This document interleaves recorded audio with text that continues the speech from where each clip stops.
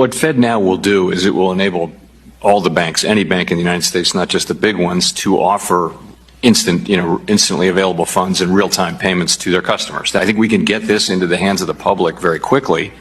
What it really is the next step toward a cashless world. You're going to have government controlling just about everything. Surveillance of purchases. Anytime you make a purchase, theoretically, the Federal Reserve, the Treasury could find out. Real-time tracking of tax payments. Say you miss a tax payment. They want to arrest you. Then they know you're going to go into the airport. They can arrest you at the airport. Digital ledgers on your phone, never a good idea. They don't even have to ask the banks. They will know. A bureaucrat in Washington could know exactly who is buying what. If you want your life to essentially be controlled, your economic life to be controlled, and that's most of your life, let's face it, by the government, this is it. I think cash is freedom. It is. I mean, it's you do what you want with it. It's freedom. They don't like freedom. For our viewers that are watching today, what might their reality look like that morning? How does this manifest? First, they'll have gone to bed knowing that a massive financial crisis was underway. But when they wake up, they'll find it has worsened and the contagion has spread worldwide. When they go to withdraw money, their ATM will say closed temporarily. When they go to sell stocks, their account will say transaction not available. When they go to their local business, that business will only accept cash if it's open. As citizens realize they're being barred from their money, riots will erupt. It's going to get really bad really quickly. How would such a freeze actually work? And wouldn't that be highly illegal? When the next crisis hits, the elites are planning to freeze the financial system, and they'll replace it with a new system, one not based on the U.S. dollar. When that happens, we'll wake up to a very strange and disturbing new reality. And for our viewers that are... Cash would push America closer to a totalitarian state. Dale Hurd has the story.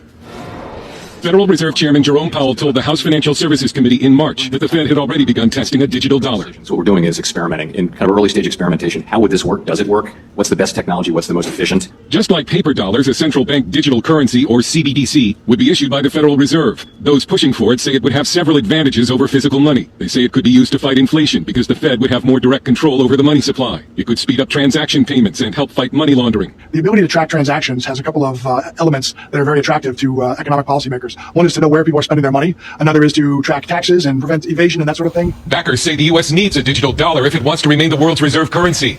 Opponents warn that it could be a very effective instrument of government control. But in a socially distant world where payment is as easy as... Does cash still hold the same value? Cash is still relevant, but cash is no longer king. Although people in this country and around the world do continue to use cash to purchase things every day, that is decreasing. Electronic payments have cannibalized checks. Card payments have grown.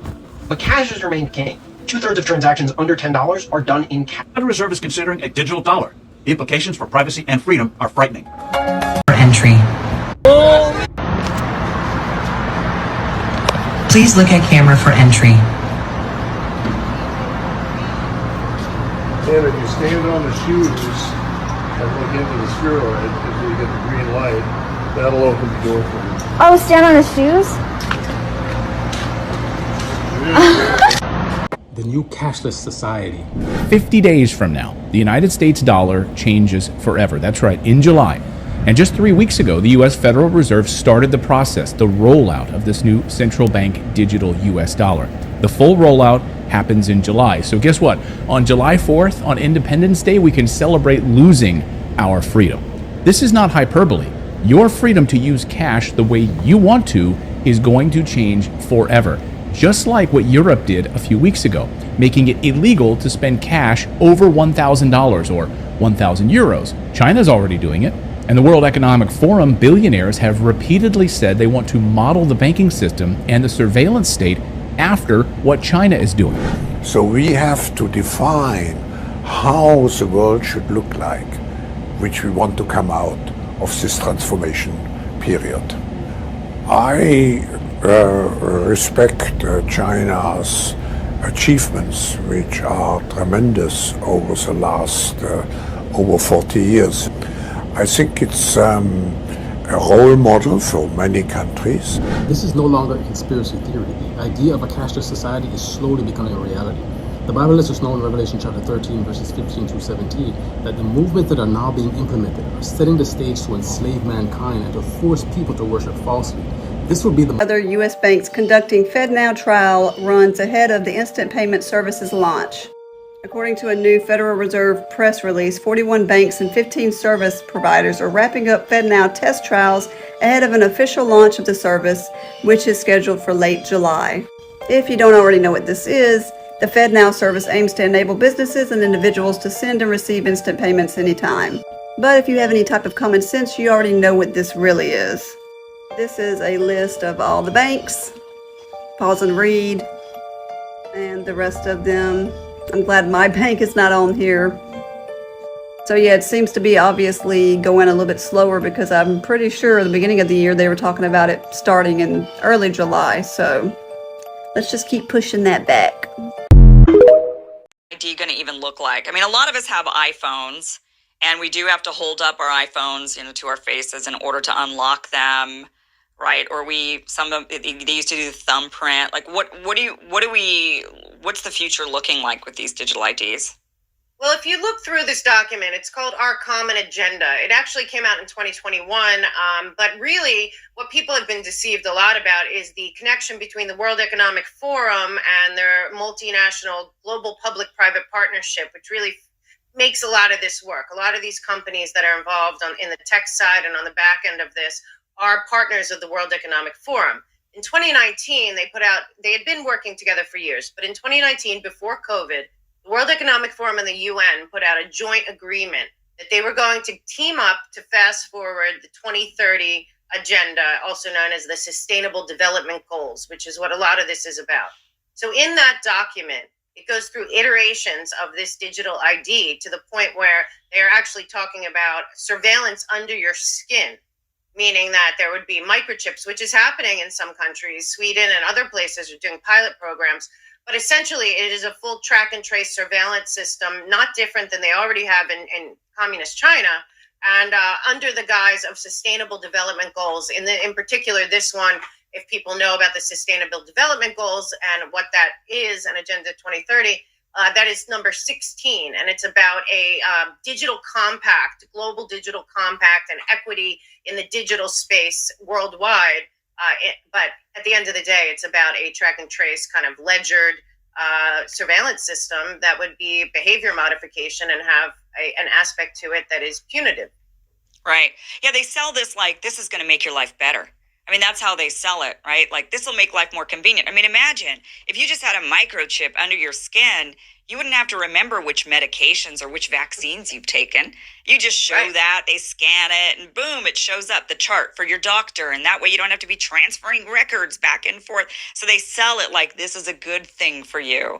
And a lot of people buy that. I mean, it's just like with the iPhone. I've got one, and it's just difficult to get away from it. When I think about, man, this thing's tracking my location. It's got my face on file. It's, all this is happening, but it's so convenient. How do I get rid of it? And that's, I think, how they're getting us into this new way. But let's talk about the real dangers of this. So let's say, okay, yeah, you've got this microchip that's going to say all of your medical records, including your vaccines. You've got a digital ID that's somehow connected to your banking account. So it makes it easy. You can just easily get your money from the government. You can easily spend your money, right? So everything just seems really, really convenient. But there's some serious downsides potentially to this. Yeah, well, the first thing that people, and then the American people really have to understand this, because if we go into this, there is no coming back. And that is really, really important for people to understand. This is being fueled. It is my belief right now that there's a billionaire oligarchy in America. They're you see who they are. We got the Larry Finks. He's very involved in this. He's also on the board of the World Economic Forum and involved in China and many other things. So he's one of the people. So this is attached to, of course, the central bank digital currency, Executive Order 14067. And that is also attached to, which many people didn't pay attention to, in the National Defense Authorization Act. Joe Biden and his group, I believe that they're more concerned with the globalist citizen, goals, the sustainable goals. They often bring up 2030 and that they're trying to do that, which is what this is about. They have a summit coming up in September where Joe Biden is expected to sign on to this new Our Common Agenda, which has this in it. But what they are really doing here, and it's been developed, it was ID 2020. It was the Gates Foundation, Rockefeller Foundation, World Economic Forum, UN, and a bunch of partners of the private Western central banks. So this would also include, your money wouldn't be your money anymore. It'll be programmable tokens. Instead of money, basically, it would be on a ledger system, which was in that National Defense Authorization Act, was the money to fund basically a blockchain to put every American citizen, every citizen of the world, honestly, onto a blockchain system. And that would also include all of their other alliances. So they have an alliance with the World Health Organization. They have an alliance with the World Bank, with the IMF. They have an alliance with the also with the IPCC. So this digital ID would not just include your vaccine status and your health records, but also there was an executive order about biometric data. So that would be on there as well. What you spend your money on would be on there. So there's the ESG score, digital track and trace of also your carbon usage. So they signed on in Glasgow, the Biden group, with Kerry and Gore, to something called Climate Trace, which would be kind of your climate score. And then they also have another whole level of that, which is the World Health Organization just had their meeting, where they, the Biden administration and his representatives that he sent there from our nation, were actually pushing for these amendments that would allow the World Health Organization to call a pandemic. Once called, then that would also interact with our biometric track and trace controlled app, financial, whatever model that they're doing at that iteration with the digital ID. And you would be basically all of our rights in terms of our rights by the Constitution Bill of Rights would be superseded by the emergency declaration. So at that point, you have to realize everything that they're doing here is to consolidate power into this group of people. And as the people at the top, Klaus Schwab or Gutierrez or, Tedros or Noah Harari, when they explain it on stage and all these technocrats stand up and clap, they're clapping about something which really is about behavior modification, control, and surveillance and, sustainable development goals. We hear a lot about that, but I would beg to ask people to look at them and maybe think sustainable, what does that mean? And sustainable for who? And then in order to have those goals, they need to be surveilling every human basically on the planet for consumption of everything, of anything. That's also animals and natural resources. But then you go to the next level of that, and it's really not sustainable, is not really the right word. It actually should be predictable, controllable, manageable. And then the next question is, by whom? And that is not the United States of America. And this central bank digital currency is not going to be American. And we all know that they want a one-party system, it appears, coming up. But I would say to both left and right, Republican and Democrat, that are picking some side, that control that they want, that one party, would really be this globalist governance model. And I don't believe they're hiding it. And I believe that this is the way that they are going to implement that.